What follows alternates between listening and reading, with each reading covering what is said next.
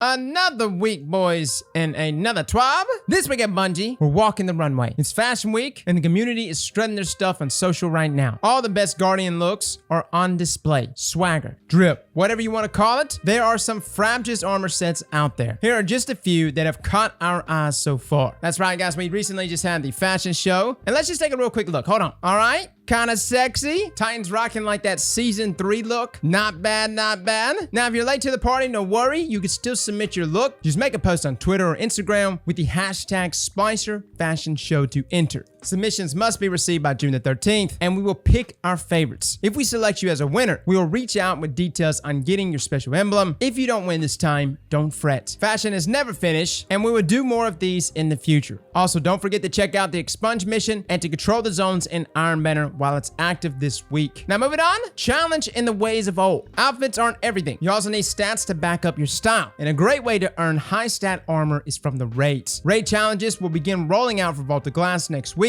If you decide to take the plunge day 1 or watch the action online, you will be familiar with how to complete these challenges, but proper execution is still key. Why make things harder than they need to be? Because more risk equals more rewards. Whichever encounter has its challenge mode active each week will reward an additional chest if you are successful. Good luck. By the way, this is not hard mode Vault of Glass. These are just the challenges. Hard mode won't be out until July the 6th. Moving on, Women at Bungie. This week, we introduced one of our recently launched inclusion clubs, Women at Bungie. The members of Women at Bungie come from all across the studio and rally around their shared mission to provide a safe, empowering space to share our common experiences as women, a place to build a network and give and receive practical and emotional support. We can also be a force for education and change within the company by supporting diversity and inclusion efforts to improve the experience of women as part of the larger company efforts. For the full write-up, feel free to check out the link and make sure to grab the International Women's Day pin, which is still available at the Bungie store. Moving on, space. What started many years ago as community meetups at a bar has now blasted off into space. The Gaming Community Expo GCX is kicking off next week on a virtual space station that you can visit from June the 17th through June the 20th. Check out the GCX website for full details. We have hidden 7 dead ghosts in various places around the space station, and it's your job to do what you do best and go find them, and then make a YouTube video showing where they all are. Collect them all and receive this special emblem. Fail, and the universe is doomed. Doomed! All right, so this is the emblem. Alrighty, looking sexy. Okay, the lawyers are telling me I can't tell people the universe hangs in the balance, so just have fun finding those ghosts. Fun hangs in the balance. That's not all. As is tradition, there will be a charity marathon running alongside the event, raising money 24/7 for St. Jude's Hospital from June the 13th until the event ends on June the 20th. Tune in on the GCX channel to see some of your favorite content creators doing wacky and amazing stuff to raise money for the kids.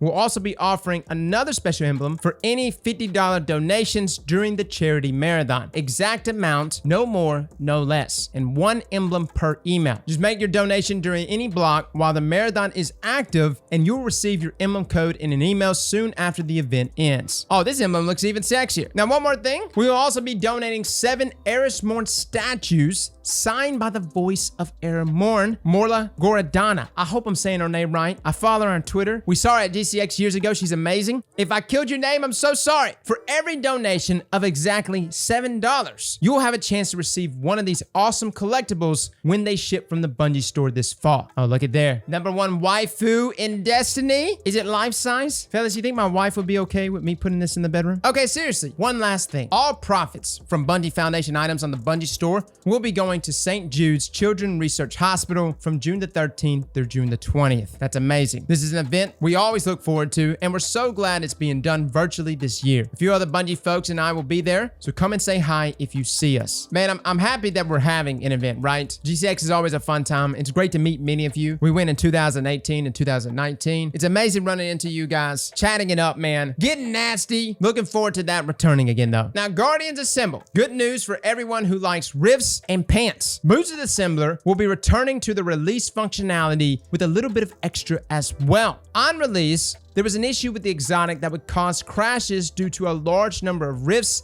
in Noble Seekers being created. As a stopgap measure, the perk was changed to prevent those crashes without disabling the exotic, while an engineering fix could be developed to address the crashing problem. Now that the work is done to prevent the crashes in the first place, they can return to their former Riftastic glory in our next updates. Oh, and now empowering Noble Seekers will properly proc Benevolent Dawn for Attunement of Grace Warlocks. Oh, all right, so it wasn't actually a nerf, or at least meant to be a nerf. It was a bug problem. I didn't even know that. I thought Bungie was just targeting Boots of the Assembler and was like, yo, we're already nerfing stars. Let's nerf this one. So for my fellow Warlocks, looky there. You can now be the healer. Truly, the complete support class through and through now. No lie, we'll be digging out Lumina. We'll throw on the dress for a few days, guys. I really do love Boots of the Assembler, but this is going to be even better. Speaking of things that are going to be getting a buff, announced here recently on Reddit from Cosmo. As you know, Sleeper Simulant has not received the damage buff that other legendary linear fusion rifles received. It actually received a 3% buff instead of the intentional 15%. Now, Cosmo states that the 3% was not intentional and it's going to be fixed in the next update early next month. So this was a few days ago. Bad news is we're not buffing it up to 15% like promised. Looks like it will be 16.5% increase over last season, which is even better. For more context, the buff was a flat increase to precision damage multiplier, which worked fine on all legendary linear fusions and most exotics. Sleeper has a non-standard base precision damage multiplier, so benefited from the buff very differently than everything else. Also note that this makes Sleeper the highest damage per shot by far. Very competitive burst damage, but its body damage is also a lot higher than other linear fusion rifles, so it's much more forgiving if you miss the crit. Fellas, hands down, Sleeper is about to be meta. Like, if you got the exotic catalyst, it's about to melt. Big shout out to Destiny News Plus for screenshotting this info, but this is a big one, guys. It is strange that it's 16.5%, but again, considering that they stated that the multiplier itself is funkier, or different at least, maybe that was just the number they arrived at. Regardless, Sleeper should be feeling very exotic, and this should be, I want to say, either the same day as hard mode Vault of Glass if it launches the first week of July. Now, a note here about Golden Gun from Bungie. There was a bug in 3.0.0 that unintentionally extended the range of 6-shooter. We issued a fix for this issue, but failed to mention it in our update 3.2.0 patch notes. 6-shooter now works as it did before 3.0, as listed in the 2.7.0 patch, aka damage fall off, aka you gotta hit 2 golden gun shots. Meta. Now, a final note here from Cosmo. We are coming off a whirlwind of 5 weeks straight with 5 updates to the game. I wanted to give a shout out to all the people who put in the work to keep those hot fixes going out every week. There's so many unsung heroes helping to process a change from when it's first reported to shepherding the final bits to your platform of choice. My hat is off to them. Don't worry, we ain't done. We have another update coming early next month. The fixes must flow. Love, Cosmo. Alrighty, guys, that is your TWAB. One final note here from me. I logged in today after playing 5 teams of cheaters last weekend, all in one single trials card. I have never ran into so many cheaters in my life, but I actually got a message here stating that one of my reports has actually been heard from Bungie and a ban was issued. So Bungie's anti-cheat